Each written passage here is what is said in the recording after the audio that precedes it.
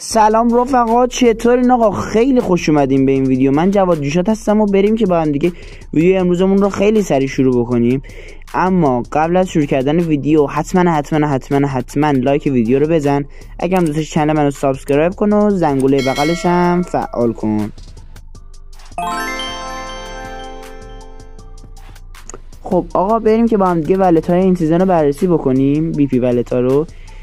این سیزن انصافا کال آف 2 تا بتل پسی که من همیشه آرزوی داشتنشو داشتم و آوردم. من واقعا خیلی خوشحالم. مثلا قبل از اینکه فکر کنم 9 روز مونده به سیزن، 10 روز مونده به سیزن، سریع سی پی رو شارژ کردم اومدم بگیرم اچ اس اسکلتی با این ایم خفنش. اچ اس اسکلتال هم هست اسمش، اسکلتال نمیدونم چی اسکین R3 یکی از اسکینای گوگلی این بتل پسه که واقعا بگیرینش الان میبینین چقدر عجیبه. این سیزن بچه‌ها خیلی ها گرفتن. این پروفایل الان میبینین شاید خیلی ها استفاده کرده باشن ازش توی حالا چیز، شاید خیلی دیده باشین. این سیزن وقتی که اومد بچه‌ها خیلی ها اصلا سری خریدنش چون واقعا سیزن خفنیه. همین یه اچ اسش به نظر من 220 تا سی پی میارزه. برای ریژن هند 220 تا، حالا دقیقاً خیلی نمیخواد توضیح بدم. همین یه اچ اسش واقعا انقدر میارزه. اسکین بعدی اسکین لسکرا اگه اشتباه نکنم و نیکتو هم داریم. اسکین لسکرا آرا چی نیست نمیدونم. اسکین من فکر می‌کنم زیرو اولین لسکراه، ولی اسکین بدی نیستش. اسکین حالا حالت جوریه. و خب بریم که حالا داره دانلود میشه. نیکتو خیلی بچه سرعت اینترنت ضعیفه، خیلی ضعیفه. تا نیکتو دانلود بشه خب چون نیکتو این سیزن هم واقعا حالا اسمش چیه، نیکتو اسکارکرو نمیدونم اسمشون عجیب غریبه. نیکتو دیگه. نیکتو این سیزن هم این تم پارچه بندی چیه این تم گونیه گونی بستن داره نیکتو. نه نیکتوش باحاله، نیکتو جالبیه. و خب واقعا من کلا اسکین نیکتو نداشتم، فکر کنم اولین اسکین نیکتومه. و خب یه دونه گانه UL 736 داره، یه دونه HS، یه دونه سورت فیش بچه ها خیلی گانه رو مخیه از نظر من، ولی تو آلکاتراز وقتی میاد دستتون دیگه اپیکشو دارین اگه این بتل پس بخرین. و این اسکین هم اسکین روت تامب باند یه دونه شو درست گفتم. اسکین روت تامب باند که اسکینش هم واقعا خوشگله اگه دانلود بشه. یه PP 19 هم داریم، 19 بیزون. اسکین روتش هم اینا، اسکینش واقعا اسکین روت خیلی خفنه. و خب دنسش هم که حالا اسکین روت اول ببینیم و بریم سراغ دنس. اسکین روت دنسش هم که میبینین اینجوریه. به هالووین نمیخوره دنسش، مگه اینکه مراسم هالووین که شکلات جمع میکنن توش مثلا بخواد اون اشاره بکنه، یه شاباش داره میده بخریمش بچه‌ها. بزنیم آنلاک پس اسکین R3 بزنیم. من میذارمش روی زامبی، کویپش میکنم رو زامبی. بریم اسکین حالا گانه UL 736 دیگه. من این اپیکن هم نداشتم. 736 کالیم کارت داره و حالا یه دونم چارم داریم. بچه بریم سریع HS رو بگیریم. 80 تا آپگرید بزنیم بچه. من کلا سیزن قبل فکرم 2 سیزن دارم تا تیر 200 میرم و همه اینا رو جمع کردم دیگه. هر بتل پسی میاد سری میگیرم ولتا رو. بریم این HS اسکلتی هم روی لوداتون اکویپ کنیم. لسکرا دنسش من اکویپ نمی کنم. یه دونه گانه پاک چی اسمش درازه، نیکتو و نیکتو خوشگله. اینم اکویپش کنم به نظرم. بیام لودات 5 هم اکویپ کنم. اوکی. این بک یه دونه PP 19 ش قشنگه بچه ها.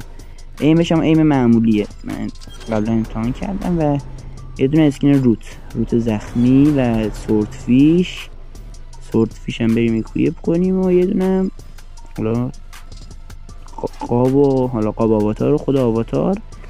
اینم از این بتل پس. بریم سراغ بتل پس بعدی که بتل پس تسک فورسه. بتل پس تسک فورس همین گوست داره اولش که واقعا گوست خوشگلیه.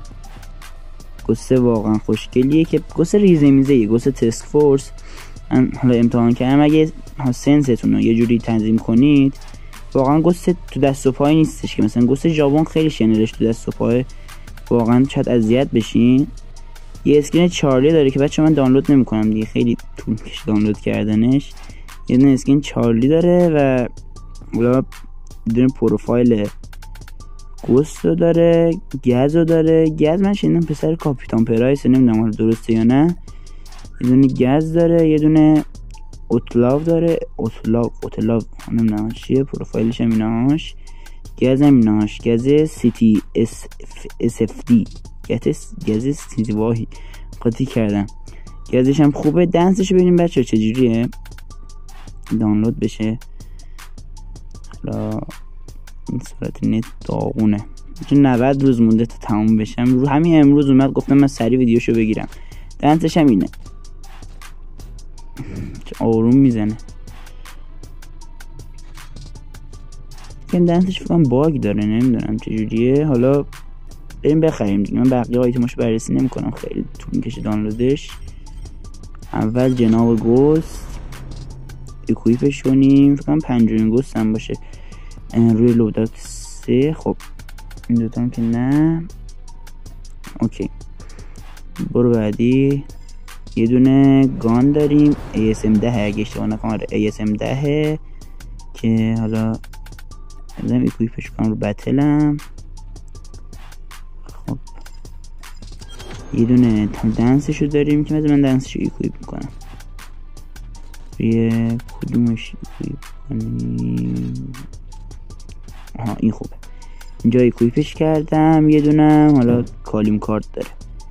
و خب دیگه حالا بقیه چیزاشم بذار آپگرید کنیم. این چیه بچه؟ مگه همه آیتم های این ولتا اپیک نیست؟ این چیه پس؟ یه دونه ایربومه دیگه. آره چرا واقعا الان اینجوری؟ فکرم باگه، حالا چند روز دیگه میره. یعنی یه سیزنی که یه دونه این کلاس ها اومد توی ایونت ها باید سری رفت. ناکنین بچه هیچ کدومش اینا نداره. من تک تک اینا رو بررسی کنم، حالا توی ویدیو هم فکرم بررسی کردم، هیچ کدومش ریر نداره. ریر دیگه آره مدل ریر همش اپیکه. نمیدونم حالا چرا چه حسابی نداده، احتمالاً بره، نمیدونم حالا باگ داره. بریم آپگریدش کنیم. اینم این تایپ 25 گانه اپیک دیگه. این سیزن بچه جک 12 برای اولین بار اومده بوده. خب تایپ 25 رو اکویپ میکنم، میرم اسکرین چارلی و خب یه دونه حالا ایکس ری، پروفایل ایکس ری. یه دونه اوتلاف دارم. اوتلاف چیه؟ سنایپ خوبی نیست، خیلی دوربرد نداره. یه دونه گز و خب یه دونه BK 57 که بذار اکویپش کنم. خب یه دونه الکس داریم، الکس هاردویرد، چه اسمایی خدا وکیلی. و خب یه دونه جک 12 اپیک من دارم فکر کنم. و اینم یه بکپک و ایربوم آخرش فکر کنم اضافیه. کلا ایربوم رو نباید میداد، نمیدونم چرا اومده اینجا، اومده دیگه. اینم از این. الان فکر کنم 15 تا شده، 15 تا شده که گرفتیم. همه بتل پس ها رو گرفتیم دیگه. ناکنین بچه 9 تا سیپی دیگه نمونده. یه تموم شد دیگه، دار و ندارمون تموم شد. خیلی خب بچه ها، خیلی ممنون که تا اینجا ویدیو رو نکردید. حتما این ویدیو رو لایک کنید، چنل من اگه دوست داشتید سابسکرایب کنید، زنگوله بغلش هم اگه دوست داشتید فعال کنید، چون هر سیزن ما این بتل پس ها رو میخریم و ویدیوشو میذاریم. پس حتما بیاین ببینین. اگرم ویدیو قبلی که ویدیوی حالا خرید بتل پس اصلی هستون ندیدین، اونم حتما بریم ببینین، لایک اونم فراموش نشه. تا ویدیوهای بعدی فعلا